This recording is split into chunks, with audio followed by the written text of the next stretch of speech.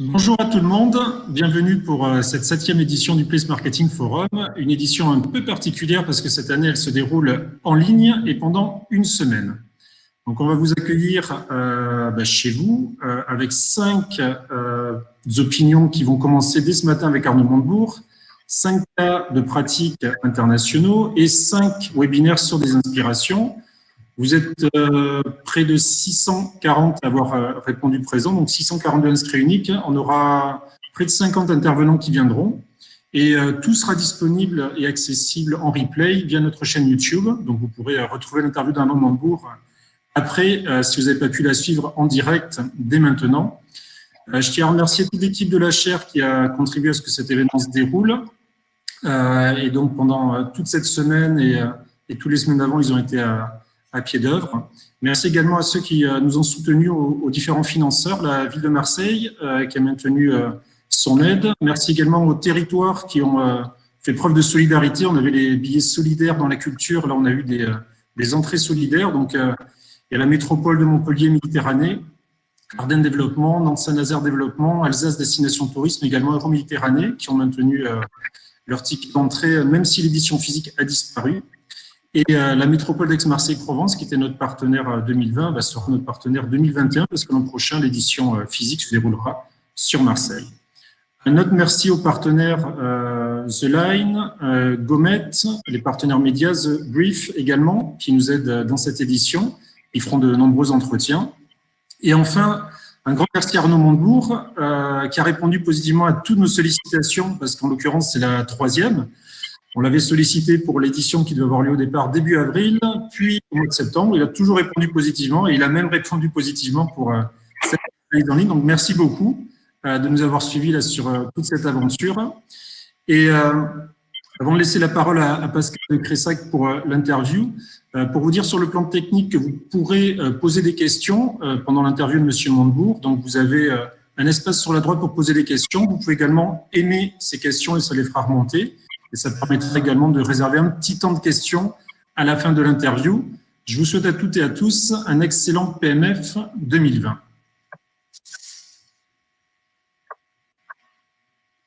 Arnaud Montebourg, bonjour. Bonjour, madame. Merci d'ouvrir ce Place Marketing Forum numérique. Donc vous êtes aujourd'hui chef d'entreprise, fondateur de Bleu Blanc Ruche, qui entend contribuer à la renaissance de la production de miel made in France.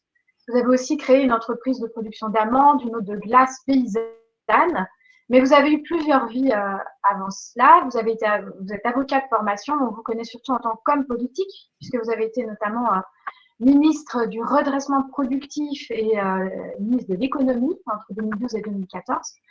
Vous êtes un fervent défenseur de la réindustrialisation et du Made in France. La crise sans précédent que nous venons de vivre a été rythmée par le décompte quotidien des nouveaux malades, des morts. Elle a aussi révélé des dysfonctionnements importants qui ont pesé lourd d'ailleurs dans la balance des pertes humaines. Le manque de matériel et de moyens humains a eu des conséquences dramatiques, on le sait. Il y a eu une pénurie de masques, notamment pour les soignants, de matériel de protection en général, de médicaments, de médecins, de personnel aussi. Et on a constaté une inadaptation des hôpitaux. Donc, pour vous, à quoi sont dues ces failles? Est-ce que les institutions françaises ont été défaillantes ou bien est-ce que ces failles, c'est finalement le fait d'une économie de marché qui est malade? C'est, je crois, le révélateur de l'organisation économique que nous avons instituée, finalement, sans remettre au marché et laisser faire. L'État étant le vilain canard, vilain gros canard, dont il faudrait à tout prix se débarrasser. Ça a été l'idéologie de la classe dirigeante pendant de très nombreuses années, considérant que l'État faisait très mal, donc il était un problème, mais que le marché était une solution, puisqu'il nous permettait d'accéder à vil prix ou à bas prix, à toutes sortes de services, prestations, ou bien venus de l'autre côté de la planète. Donc, dans cet éloge permanent et exaltation idéologique du tout marché, eh bien, il s'est produit une chose, c'est qu'on s'est aperçu à l'occasion de cette crise, que des peuples libres, libres politiquement, libres économiquement, avaient perdu leur liberté, qu'ils étaient dépendants des autres. Et notamment d'empires qui avaient pris géopolitiquement le pouvoir par l'économie sur le reste des États moyens ou petits. Et donc, c'est cette vision de l'absence de politique industrielle, d'ailleurs, qui a été systématisée, parce que moi, ceux que j'appelais à la Commission européenne les talibans du droit de la concurrence, c'est-à-dire des gens extrêmement durs, c'était une image qui voulait dire qu'ils étaient prêts à tuer des entreprises pour défendre pour maintenir leur position. Et c'est ce qui s'est passé, par exemple, avec Péchinet. Parce qu'on a empêché Péchinet de prendre le contrôle d'Alcan, c'est Alcan qui a pris le contrôle de Péchinet et qui a démantelé Péchinet en Europe. Et on a perdu l'aluminium français qui était une des très grandes boîtes. Les exemples sont légion. Je pourrais vous faire la litanie des désastres depuis 20 ans à cause de cette vision idéologique. Le seul contre-exemple, c'est Airbus, qui est une entente entre les entreprises, qui est totalement interdite par l'Union européenne. Aujourd'hui, si on voulait faire Airbus, la Commission européenne, enfin aujourd'hui, avant le Covid, la Commission européenne nous l'aurait interdit de le faire, en expliquant que c'est une entente, on ne peut pas créer des champions dans le monde parce que ça porte atteinte au droit de la concurrence. Bon, donc, cette vision-là a été révisée à l'occasion du Covid, et par la Commission européenne, et par la classe dirigeante, et un nouveau langage semble s'être installé au plus haut niveau. J'en suis heureux. Je me suis senti bien seul au ministère de l'économie lorsque je luttais avant contre les vents contraires. Et maintenant, il faut passer aux travaux pratiques. Parce qu'il ne suffit pas de changer de langage pour changer la réalité des choses. Qu'est-ce que c'est qu'un pays qui n'est pas libre économiquement? C'est un pays qui est contraint d'acheter les produits des autres, qui est dépendant des brevets des autres, qui est dépendant des normes des autres. Et dans chaque produit, brevet ou norme, il y a un modèle social, un modèle économique, un modèle environnemental, un modèle de finances publiques. Et donc, nous sommes en compétition avec ces modèles. Donc, quand est-ce que nous nous affirmons, nous défendons les nôtres? Voilà, c'est ça le débat, c'est un débat de politique économique et industrielle. Alors, s'il n'y avait pas de masque, c'est parce que moi, j'ai rencontré des industriels qui avaient des outils de travail pour le faire. C'est une machine, pour faire un masque, c'est une machine de 30 mètres de long. Donc, j'ai rencontré un industriel qui a été réquisitionné bien tardivement, 15 mars, pas 30 décembre, 15 janvier, 15 mars, 20 mars. Et il était obligé de ressortir sa machine de 30 mètres de long parce que les hôpitaux, l'État était allé commander en Chine. C'est plus cher. Et alors, ça fait travailler le territoire. C'est pas de l'argent perdu. C'est de l'argent investi dans des savoir-faire, des compétences, dans des emplois, dans des machines, dans des entreprises qui prospèrent, dans des territoires. Parce que c'est une entreprise de Toulouse. Voilà, fabriquer ces masques. Donc, vous voyez bien que l'affaire des médicaments, on parle du paracétamol. Paracétamol, on a rationné quand même les Français en Doliprane, quand même, voir où en est arrivée la France, alors que c'était un brevet Sanofi. Bon, mais l'Agence de sécurité des médicaments a, je crois, révélé en 2019, dans un rapport qu'il faut relire rétrospectivement, qu'il y a 868 médicaments à l'égard desquels nous sommes dépendants d'autres pays et puissances, et y compris certains à l'égard desquels nous étions en rupture de stock sur les produits de réanimation, les sédatifs. Il y a quand même des gens qui souffrent quand on ne leur donne pas des sédatifs parce qu'on n'est pas capable de les produire. Enfin, on n'est pas capable de faire ça en France. Bon, donc, il va falloir réindustrialiser, pas seulement sur le paracétamol. Il va falloir faire 868 fois le paracétamol, c'est-à-dire tous les médicaments. Et je dois dire, puisque le président de la République a été mon honorable successeur, il a été ministre de l'économie de 2014 à quasiment 17. Donc, en fait, il est au pouvoir économique depuis bientôt plus de 6 ans. C'est pas anodin. Donc, j'ai rencontré des gens qui sont venus proposer en 2016 à l'équipe Macron un projet de prise de l'ensemble des médicaments qui faisaient l'objet de difficultés et proposer une fabrication rentable sur le sol français. On leur a même pas répondu. Voilà. Il y avait une proposition avec des cabinets qui avaient étudié le sujet. J'ai le document, je peux le rendre public. D'ailleurs, je crois que je vais le rendre public, tellement il est intéressant.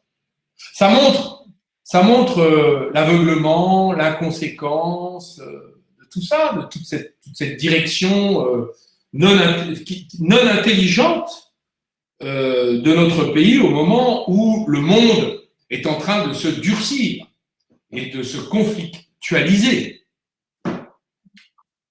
Ai-je répondu à votre question? Emmanuel Macron a dit lors de son discours le 15 juin dernier, là, justement, que la reconstruction économique, écologique et solidaire, elle serait la clé de notre indépendance. Vous partagez ce point de vue si oui, comment vous les discours n'ont plus aucune valeur, puisque tous les actes sont allés en sens contraire. Donc, moi, tout ça, c'est très bien, mais on peut discuter, parler. Le sujet n'est pas de parler, il est de faire. Bon, vous savez, nos auditeurs, ce sont des professionnels des territoires. Alors, au-delà de l'État, on a beaucoup parlé de l'État, mais quel doit être le rôle des métropoles, par exemple, des régions, des villes, des différents échelons territoriaux dans la reconstruction économique? Est-ce que pour vous, il faudrait introduire davantage de proximité pour reconstruire notre pays, notre économie? Alors, les régions, d'abord, font un travail très important, les métropoles aussi, mais les régions, parce que les régions, c'est plus large, et elles disposent d'une connaissance du terrain qui leur permettent d'abord de connaître. L'État, il ne sait plus. Il n'a pas de connaissance du terrain. Les régions, les collectivités locales, oui, connaissent les entreprises, connaissent les savoir-faire, ils connaissent les chefs d'entreprise. Donc déjà, ça facilite les choses. Bon. Donc ça, c'est un atout inestimable. Deuxièmement, les régions ont une approche de leurs atouts, leurs points forts. Elles connaissent évidemment leurs points faibles, mais surtout, elles connaissent leurs points forts. Et c'est à partir des points forts qu'il faut investir, renforcer. Donc déjà, quand il y a une boîte qui se casse la figure, on doit pouvoir, parce que pour moi, une boîte qui se casse la figure n'est pas forcément une boîte qui mérite de l'être. Certaines, oui, c'est vrai, et d'autres, non. Et donc, quand il y a une boîte qui se casse la figure, il faut la garder. Alors, il faut la restructurer, il faut en diminuer la voilure, protéger les intérêts de l'outil de travail, protéger sa pérennité. Ça peut vouloir dire tout le monde autour de la table prend sa paume, si je peux employer cette expression triviale. Les banquiers, les actionnaires, les dirigeants, les syndicats, les salariés, tout le monde donne un bout. Et la région, là, met au pot, va chercher l'État et met au pot. Donc, c'est très important d'abord de garder ce qu'on a. Ça, c'est une politique importante.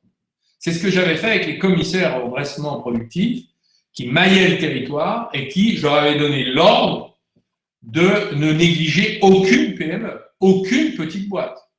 C'est pas parce que ça n'est pas dans les radars médiatiques que c'est pas important. Même 50 emplois dans un secteur technologiquement avancé, c'est fondamental. Donc ça, c'est un travail de terrain, seuls les gens de terrain peuvent le faire. Donc on a besoin d'eux pour le faire. Deuxièmement, toutes les stratégies d'investissement doivent être portées par les gens des territoires. Parce que c'est là qu'on peut augmenter les capacités. Par exemple, quand on va avoir à transformer l'agriculture, une partie en tout cas, pas entière, pas toute, mais une partie de l'agriculture va devoir retrouver la fonction nourricière. C'est inadmissible que dans notre pays, on importe 65% des fruits et légumes qu'on consomme. C'est pas sérieux. Voilà. Donc, ça veut dire qu'il y a de l'emploi. Alors évidemment, ils ne seront pas au même prix, mais ils seront meilleurs. Voilà, ils seront meilleurs. Et il y a une disponibilité du marché aujourd'hui pour accueillir des produits en circuit court, sans l'intermédiation d'ailleurs de la grande distribution. On peut trouver des formules. Bon. Il y a beaucoup à dire sur le sujet. Mais ça, c'est un travail de mutation. Il va falloir le faire ferme par ferme. C'est un travail de détail, de détaillant. Donc le Crédit Agricole est capable de le faire, mais les régions aussi peuvent le faire. Et ça, c'est un sujet qu'on peut transposer à l'industrie. Les industries ont besoin de fonds propres. Elles ont besoin d'investissements massifs.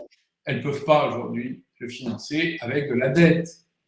Donc les prêts garantis d'État qui sont distribués par le système bancaire avec la garantie de l'État ne sont pas en mesure de renforcer la solidité, la robustesse de nos entreprises.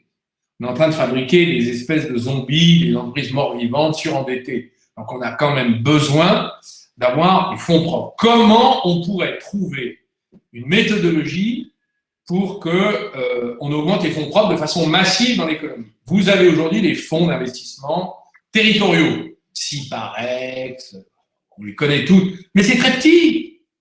Et puis, ils vont chercher les entreprises qui les intéressent, là où il y a des retours sur investissement. Et si on disait qu'il pouvait y avoir une finance alternative qui ne demandait pas de retour sur investissement avant tant d'années, à des niveaux modestes, et donc ça, c'est exactement ce que la Caisse des dépôts pourrait financer avec les régions. Voilà. Ça, c'est la solidité du capital investi. Et donc, le développement et la mutation et la transformation, l'innovation technologique et la transformation écologique. Voilà. Mais sans ces outils-là, donc, il y a des régions qui sont très avancées, Nouvelle-Aquitaine, Grand Est, je crois, Hauts-de-France. Puis il y a des régions qui sont à la traîne, qui n'ont pas d'outils, qui n'en veulent pas. Pourquoi? Parce que les banquiers du coin disent « Oh ben non, on a déjà ce qu'il faut, on va s'en débrouiller ». Les banquiers préfèrent distribuer du crédit. Mais l'intérêt d'un territoire, c'est de renforcer en fonds propres les entreprises. Donc ça, c'est une politique qu'il faut systématiser. Par ailleurs, l'usage des fonds européens par les régions, franchement, moi je ne trouve pas que ce soit un succès. Il y a beaucoup d'argent qui vient de l'Union européenne, mais il a été tellement corseté dans des règlements, des programmes, des ceci, des cela, que finalement, on saupoudre et on ne sait pas construire de façon autrement que selon la vieille politique de guichet. Donc là, il y a quelque chose à faire. Il faut libéraliser l'usage des fonds européens et arrêter de faire des règlements. Et prendre là, il y a besoin de faire sauter tout ça. Comme on a fait sauter le droit de la concurrence européen, l'interdiction des aides d'État, le pacte de stabilité, les obligations qui en découlent sur le niveau d'endettement et de déficit, on peut parfaitement décider aussi de faire sauter toutes ces contraintes. Et ça, les régions devraient s'y atteler urgemment. Au niveau du pilotage des actions, finalement, c'est vrai qu'il y a beaucoup de strates, on sait, en France surtout.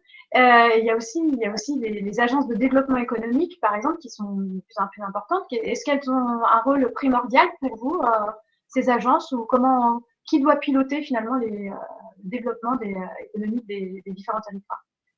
Pour moi, c'est les régions. Les agences, elles sont des émanations des régions. Je crois que dans la région Bourgogne, dans laquelle j'ai été élu pendant des années, il y a eu une coordination des agences sous l'égide de la région. Donc, bon, il faut qu'ils s'arrangent.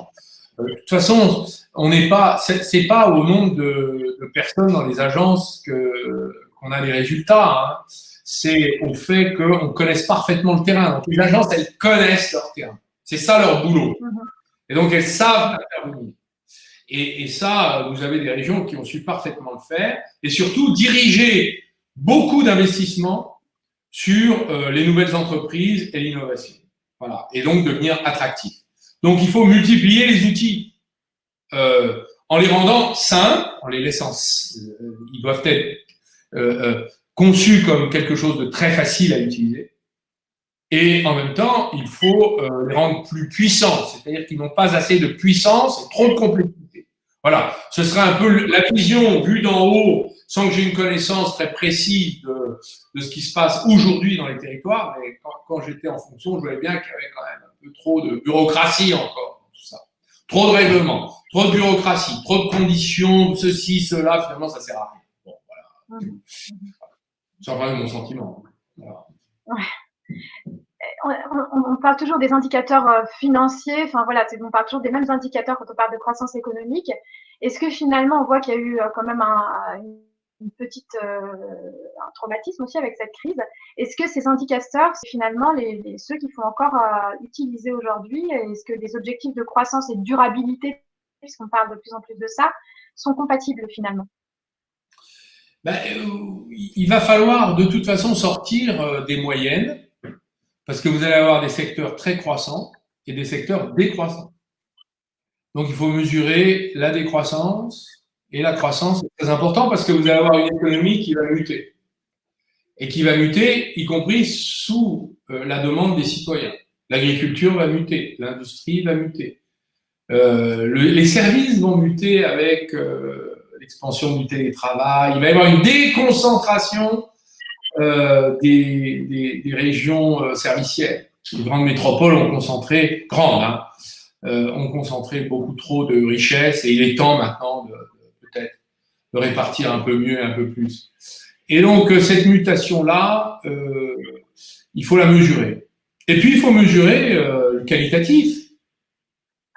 Qui sait que dans le télétravail dont les Français ont fait l'apprentissage, j'ai les chiffres là, si vous me donnez un instant, je vais les retrouver. Qui sait que dans le télétravail, en réduisant les trajets tels qu'on les a réduits, on a un impact écologique très intéressant. 150 milliards de kilomètres consommant 4 milliards de litres de carburant, émettant plus de 5 milliards de mètres cubes de CO2 ont été économisés. Sait-on aussi qu'une étude démontre que le télétravail permet d'améliorer le bien-être des travailleurs, quels qu'ils soient, cadres ou pas, ceux qui peuvent, il y a 40% d'économie qui peut télétravailler. C'est 1h10 de trajet par jour et une réduction de 33% de l'absentéisme en entreprise et une augmentation moyenne de 124 € par mois de pouvoir d'achat. Bon, ça fait réfléchir sur la manière dont on peut réorganiser l'économie. Économiser des mètres carrés, améliorer le bien-être des travailleurs et éviter les émissions de CO2 et le milliard de kilomètres, je pense que la région parisienne va enfin entrer, peut-être, va voir sa bulle immobilière exploser et les prix enfin baisser.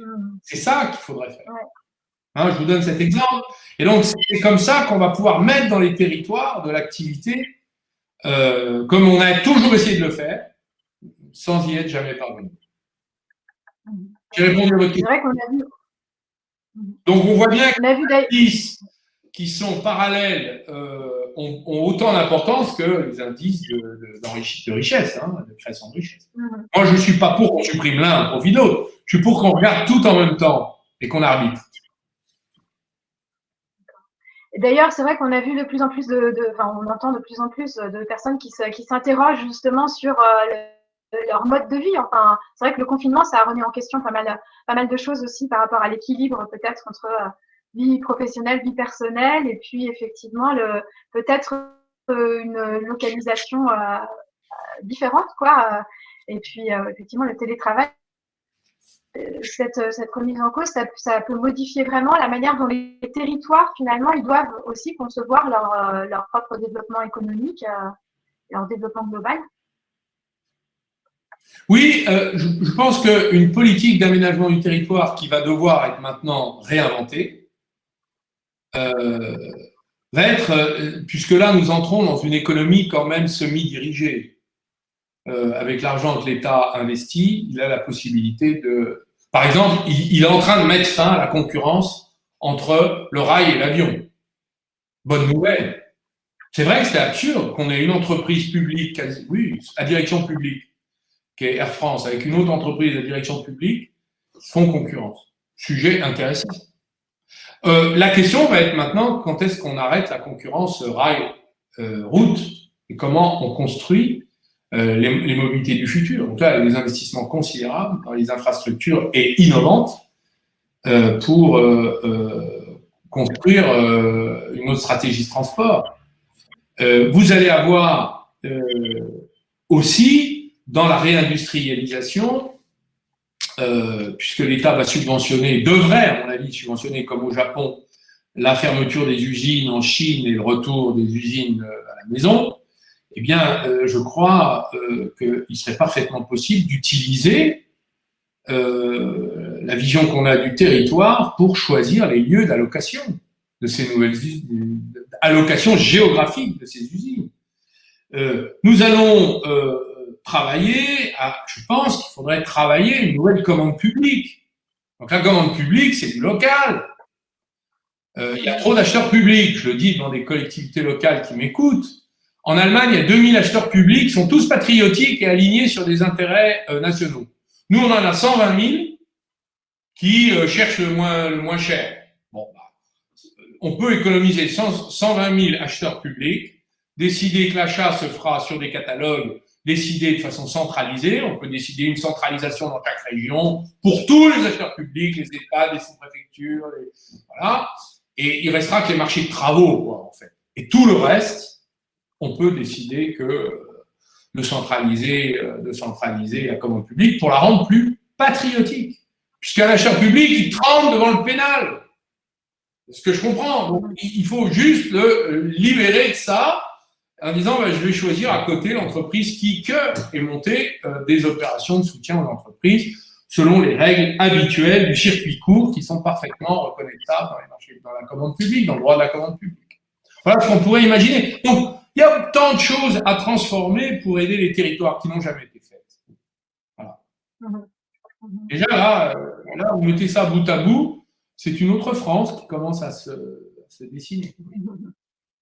Une France, le Made in France commence à être remplacé par le Made in Territoire, finalement. C'est la même chose. Ça serait une nouvelle tendance pour vous. Oui, c'est la même chose. On a beaucoup parlé aussi pendant la crise, justement, de la solidarité et de la nécessité aussi d'avoir plus de cohésion entre les territoires, mais développer l'attractivité, c'est aussi faire la différence. Donc, compétition et solidarité, finalement, est-ce que c'est compatible? Écoutez, moi, je suis pour que les territoires se prennent en main.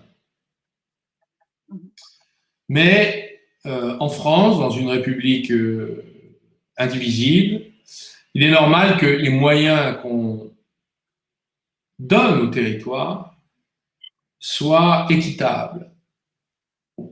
Ils ne le sont pas. Quand vous êtes dans une école en Seine-Saint-Denis, vous n'avez pas les mêmes moyens qu'une école du centre de Paris. Quand vous avez des investissements dans les transports qui sont importants dans telle ou telle région, il n'y a pas les mêmes moyens avec d'autres régions. C'est le cas breton, par exemple. Donc moi, je serais d'avis qu'on trouve une formule qui permette d'amener l'État, regardez sur les hôpitaux, les moyens des hôpitaux. Ce qui s'est passé est scandaleux. De mettre l'État devant ses responsabilités. Et je serais même pour que la justice soit chargée d'assurer l'équité quand il y a une atteinte à l'équité territoriale. Les régions moi je suis pour qu'on les responsabilise davantage et qu'on leur donne beaucoup plus la possibilité, y compris de fabriquer le droit, avec un parlement élu, local, avec des systèmes de séparation des pouvoirs, donc une décentralisation où l'exécutif est séparé du législatif et où il serait possible que finalement on puisse fabriquer du droit local en fonction des besoins locaux.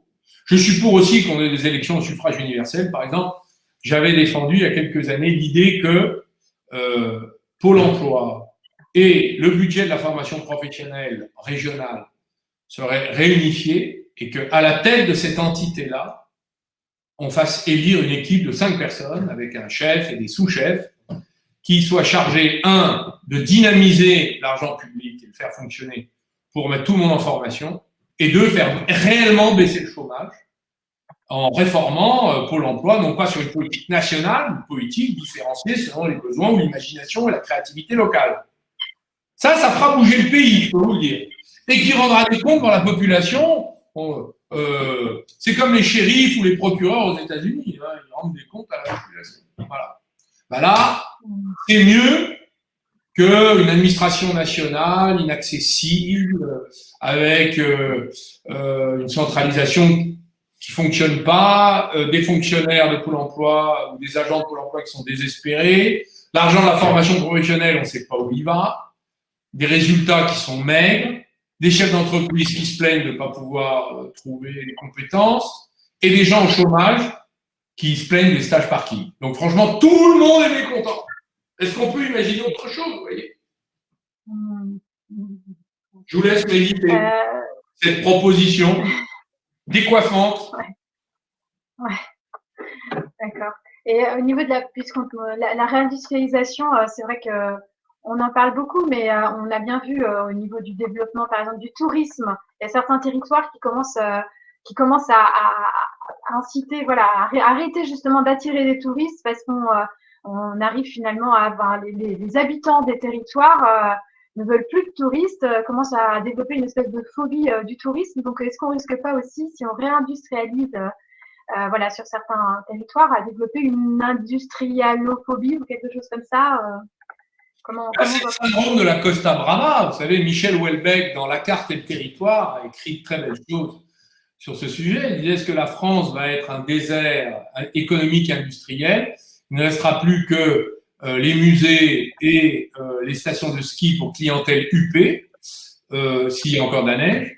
Et donc, finalement, quel est le but de tout ça? Produire qui est des visiteurs, des touristes, la première nation touristique, franchement, au monde.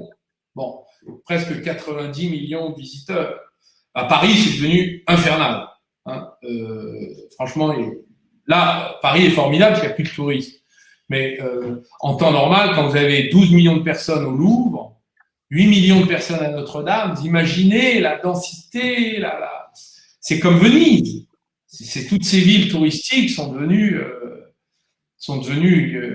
très, très concentrationnaires, si je peux employer ce mot. Enfin, c'est un mot mal choisi. Je vais dire, il y a une concentration de population qui est difficile à supporter. Bon.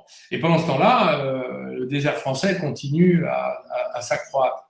Donc, de toute façon, reconstruisons l'économie dite résidentielle, c'est-à-dire de produire pour satisfaire d'abord les besoins. Donc, tout ce qui est l'économie écologique, le recyclage, la protection de l'environnement et l'innovation sur tous ces procédés, c'est ça qui fonctionne. Les nouvelles startups, elles ne sont pas qu'à Paris. À Paris, il y a beaucoup de numérique, mais quand vous allez dans les territoires, vous avez beaucoup d'innovation.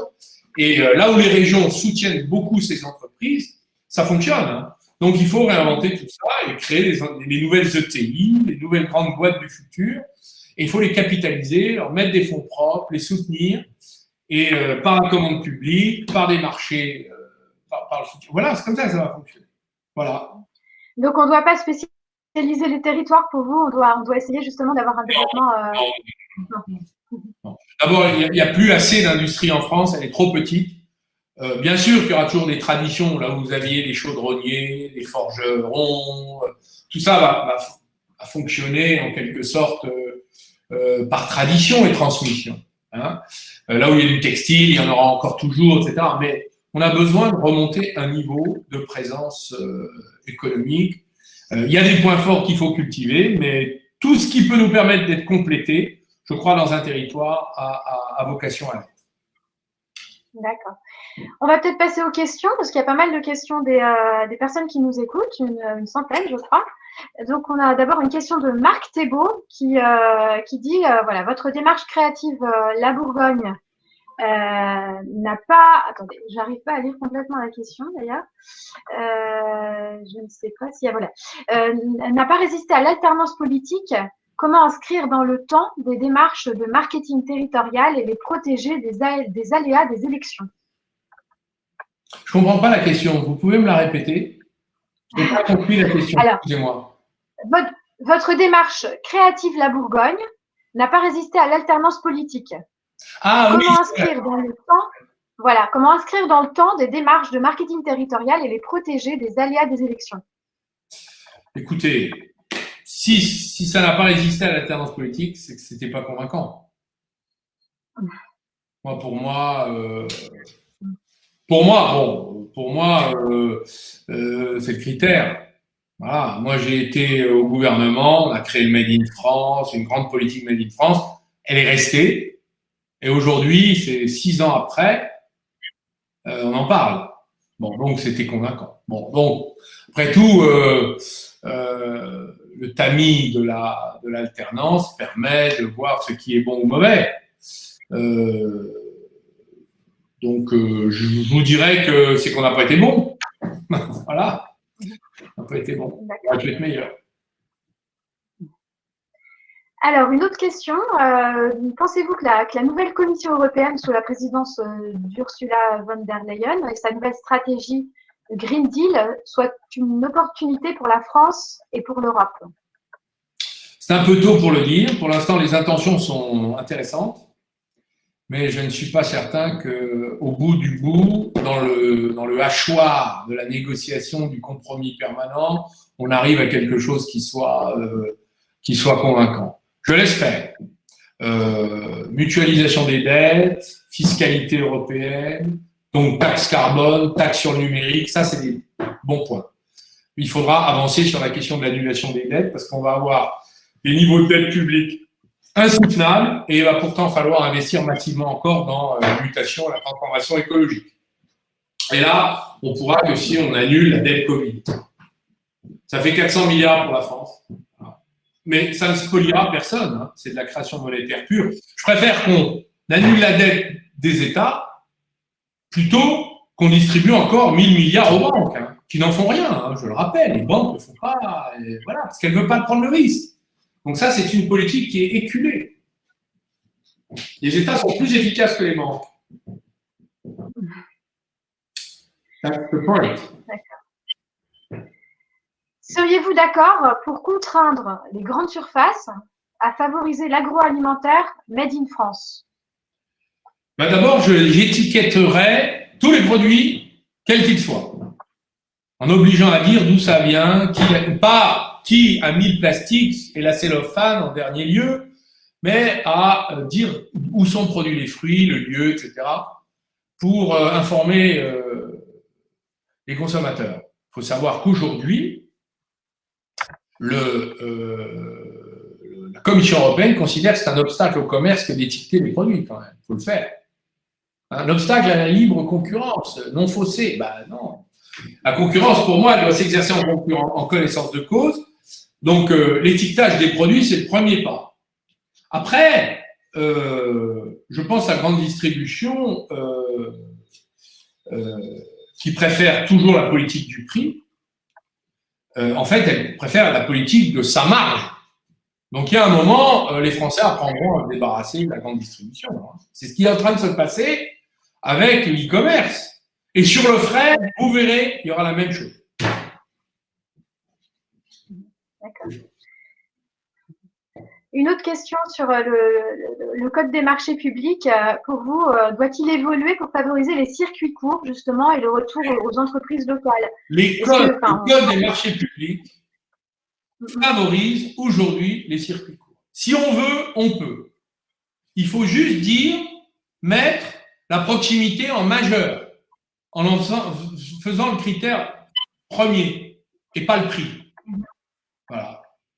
Et donc ça, c'est l'acheteur qui doit construire son marché comme ça. On le peut aujourd'hui. Ceci dit, il va falloir un jour qu'on s'occupe de ça autrement. Hein, il y a beaucoup de réformes à faire sur le sujet. Il y a des collectivités d'ailleurs qui ont engagé des campagnes de communication pour justement favoriser les circuits courts. Est-ce que pour vous, est-ce qu'elles pourront s'appliquer? Est-ce qu'on pourra appliquer ces recommandations selon vous? Est-ce que c'est jouable? Je crois que c'est parfaitement compatible. Maintenant, à parfaire, hein, je n'ai pas actualisé mes connaissances juridiques sur le sujet depuis un moment. Donc, je réserve mon jugement. Je ne peux pas tout à fait répondre précisément à votre question. Vous savez, quand on ne sait pas, mieux vaut dire on ne sait pas. Voilà. Ouais. Autre question d'Albin Villeger. Il avait été envisagé une marque France et qui avait été présentée parfois comme une marque ombrelle, hein, par rapport au territoire. Donc, ça avait été assez mal perçu à l'époque. Est-ce que vous seriez favorable à une stratégie de branding Made in France avec des connexions territoriales? Alors, on avait imaginé en effet une marque France, mais le président de la République de l'époque n'entendait rien à ça et n'a pas voulu donner suite.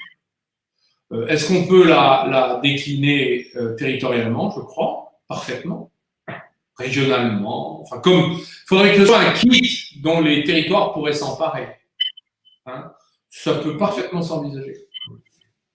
D'accord. Et est-ce que vous pouvez développer un peu quelle forme ça pourrait Je ne prendre? sais pas. Je ne sais pas, c'est au créatif de l'imaginer. Mais on avait fait une marque, Franck, qui était superbe. C'était M. Lenchner qui l'avait créé, qui est l'ancien patron de Publicis, avec tout un panel de gens comme Madame Herrera, Agnès B, Didier Leroy, le patron de Toyota, que j'avais nommé dans un panel. Et ils avaient travaillé sur le sujet. C'était un très beau travail, mais le président de l'époque ne connaît rien à ça. Ça ne l'intéressait pas, il ne voyait pas l'utilité. Voilà, c'est des choses qui arrivent en politique. Une question de Vincent Golin. Après l'échec du Google français ou européen, d'un Google français européen puissant en tout cas, quelle politique économique est possible pour retrouver une souveraineté numérique? Est-ce que voilà. Alors, d'abord, je ne suis pas sûr que la partie soit terminée. Sur ce terrain-là, elle ne fait, à mon avis, que commencer. Les amendes de caractère symbolique que l'Union européenne a infligées aux GAFA arrivent à un moment où, sur certaines, notamment sur le search, d'ailleurs c'est moi qui avais déposé la plainte avec le vice-chancelier d'Allemagne, qui était à l'époque mon homologue ministre de l'économie allemand. Nous avions ensemble déposé la plainte à la Commission européenne. Il a fallu 5 ans d'instruction, de négociation, on est arrivé à ça. Il va falloir qu'il se bouge un peu chez Madame Vestager pour accentuer la pression. Donc pour l'instant, on n'y est pas. J'ai noté qu'il y a 50 procureurs des États fédérés américains qui ont déposé une plainte contre Facebook. Les fondateurs de Facebook certains fondateurs de Facebook en ont appelé au démantèlement de Facebook, donc ça commence à sentir mauvais. Donc je crois que le moment va être venu d'avoir un programme de démantèlement des prédateurs numériques. Ne serait-ce que déjà en les obligeant à payer les données numériques à ceux qui les offrent gratuitement. Et là, je pense qu'on va trouver que le modèle économique n'est pas aussi gratifiant qu'on pouvait l'imaginer de ces GAFA, et on va pouvoir certainement faire arriver de nouveaux entrants. Il n'y aura plus l'effet de parc dominant qu'on connaît. Nous sommes sujets à des abus de position dominante qui devraient être interdits, pas seulement taxés, mais interdits. Voilà, ça sera une pomme de discorde considérable avec les Américains, mais je ne vous cacherai pas que les Américains ne sont plus nos alliés, ils ne se comportent pas comme tels. Ils utilisent l'extraterritorialité de leurs droits pour infliger des amendes phénoménales, himalayennes à nos entreprises européennes. Ils utilisent ITA pour nous empêcher d'exporter nos biens, y compris civils. Quand même 42 000 interdictions, enfin, c'est quand même pas rien. Nous avons là affaire à un impérialisme insoutenable. Donc, il va falloir commencer à riposter. Et la réindustrialisation que vous appelez n'est-elle pas finalement une formidable opportunité pour engager la transition écologique des entreprises et en particulier des PME et des entreprises intermédiaires? Ah si, bien sûr, c'était le sens de mon intervention tout à l'heure, c'est-à-dire que il faut déjà investir dans le futur. Les consommateurs sont un guide pour ça. Ils font des choix qui sont en train de changer quand même très vite. Il y a une accélération des tendances qui étaient déjà à l'œuvre avant la crise du Covid, ça s'est accéléré. Donc, dans l'alimentation, dans de nombreux domaines, les textiles. Donc, attention, l'observation de la société, en ce moment, est très importante parce qu'on voit bien que le consommateur est sur des positions de plus en plus évolutives et radicales. Donc, les entreprises vont changer. Et il faut utiliser les investissements d'industrialisation, de réindustrialisation à des fins de transformation écologique. On va abandonner des activités liées aux fossiles et créer de nouvelles activités liées aux nouvelles énergies vertes. Ça va changer beaucoup. Oui. Dernière question. Oui, je pense que c'est une des dernières questions. Donc, le télétravail a beaucoup d'avantages, mais quel impact sur une métropole? Donc, l'intervenant est bruxellois et donc il indique que beaucoup de Bruxellois, par exemple, trouvent la ville plus agréable, mais voilà, le fait qu'il y ait voilà, les travailleurs qui reviennent quotidienement, ça c'est un peu un aspect négatif. Quel est l'aspect négatif? Je n'ai pas compris. Comment? Quel est l'aspect négatif? Je n'ai pas compris. Voilà, il indique que beaucoup de Bruxellois trouvent la ville plus agréable, mais sans les 350 000 travailleurs qui ne viennent plus en ville quotidiennement, les commerces et les emplois indirects trinquent. Oui, c'est certain. Oui, c'est certain. Bah oui, mais c'est une réorientation de l'espace territorial. Voilà. Il va y avoir les territoires vont bouger parce que les gens ont compris que cette vie de s'entasser dans les métropoles n'a pas de sens. Donc, il va y avoir un retour des petites villes, des villes moyennes, des grandes villes de province aussi. Et il y a un boom sur les maisons de campagne. En ce moment, les gens sont en train de déménager à la campagne parce qu'ils ont compris que la vie telle qu'elle est imposée par le système productif et la concentration de l'activité dans les grandes métropoles n'est pas vivable. Et c'est vrai que le monde nous a montré jusqu'où on est capable d'aller avec des villes champignons de 20 millions, 30 millions, pas seulement en Chine, dans tous les pays du monde. Et c'est une des raisons pour lesquelles la réaction française me paraît être d'avant-garde. Donc il va falloir s'adapter. Voilà. D'accord. Une toute dernière question, peut-être, et puis on l'ultime. Là. Merci. L'ultime. Donc, la crise a rendu visibles les premiers de corvée, on en a beaucoup parlé. Ces métiers peu qualifiés sont essentiels au bien-être des habitants et donc à l'attractivité des territoires. Est-il possible de les rendre eux-mêmes attractifs pour les apprenants? On s'est aperçu que dans ce pays, plus on est utile, moins on est payé, en fait. Donc, il y a un sujet sur la hiérarchie sociale et la gratification par la société de certains travaux et de certains au singulier travail. Bon. L'affaire des soignants en est un exemple. Enfin, on peut prendre des caissières qu'on veut remplacer par des robots, les éboueurs à qui on dit jamais bonjour, les postiers qu'on prend pour des esclaves, je sais pas quoi. Hein. Donc, franchement, tous ces gens font tourner le pays et ne sont pas reconnus comme tels. Voilà. Et c'est pas seulement des applaudissements, c'est aussi pour certains des fins de mois difficiles. Donc, cette question, elle va être